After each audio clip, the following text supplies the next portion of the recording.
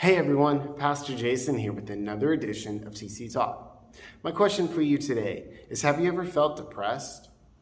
I'm sure you have. I don't just mean like maybe a funk for just a day or so. I mean for a few days, for a week even. And have you noticed how sometimes this can happen after something great happens within our life? It's strange how we can have a big accomplishment, and then instead of being excited for ourselves and like, yeah, I did good, we're down in the dumps. As Christians, this is hard because, well, we're Christians. And so the mindset is, well, life should be good for me, and I can't feel down in the dumps. I mean, God's done so much for me. Why do I feel this way? The truth is, we are human, and we're emotional creatures. And even God's people, great people we read about in the Bible, have dealt with depression. We look at Elijah. Elijah had done many great things for God. And when we last read about him, he has called fire from heaven, showed that God is the one true God, and slaughtered the prophets of Baal. And you would think after all this, Elijah would be like, yeah, I got to be a part of something great that God did. But instead, Queen Jezebel finds out about this, and she sends a messenger to him and says, I will find you and I will kill you. And so what does Elijah do? He flees. He runs for his life. And he goes out into the wilderness, and he finds a bush, and he prays, God, I'm done. Please kill me now. God did not speak to him and say, well, okay, here's the deal. You're not done. So get up, pick yourself up, and go back and do ministry like I've called you to do. He doesn't do that. Instead, he sends an angel, and he provides food and water for Elijah. He allows Elijah to sleep, to rest.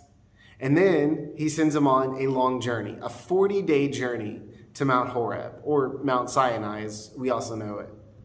And in this time, Elijah is able to just be isolated, gather his thoughts. And so when he finally reaches his destination, he rests some more. And then God speaks, and he says, why are you here?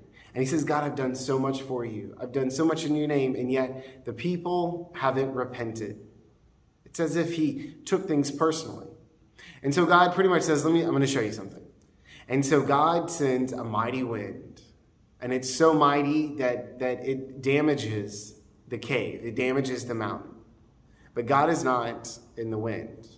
And then God sends an earthquake. But God is not in the earthquake. And then God sends fire from heaven again. But God is not there. God shows off these amazing and powerful feats that he's able to do. And yet God is not in the wind.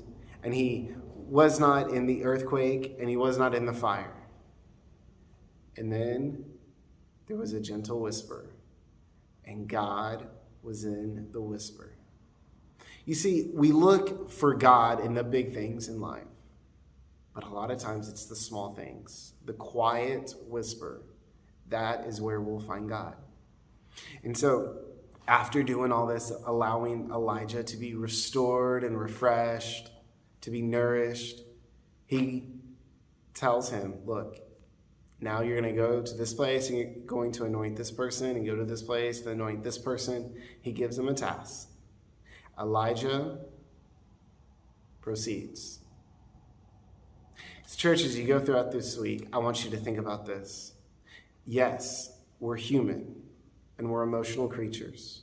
When we deal with depression, when we deal with a tough time, we need to go to God. We need to go to God and allow ourselves to be refreshed in him. We need to make sure that when we are being refreshed, that we take distractions away from us. Sometimes that means isolating ourselves from other things, including social media. We need to do this. Get some rest. Eat some food. We need to relax. But you notice, after God did all this, he told Elijah, all right, now I have something for you to do. Elijah was not allowed to stay in that cave. Likewise, when God refreshes us and restores us, he expects us to pick ourselves up and to move on. We can't stay in the state of depression. We can't stay where we're at. Sorry, we can only take so many sick days before God says, all right, that's it. Church, go to God because he will provide everything that we need. We love you and we can't wait to see you again. We'll see you soon.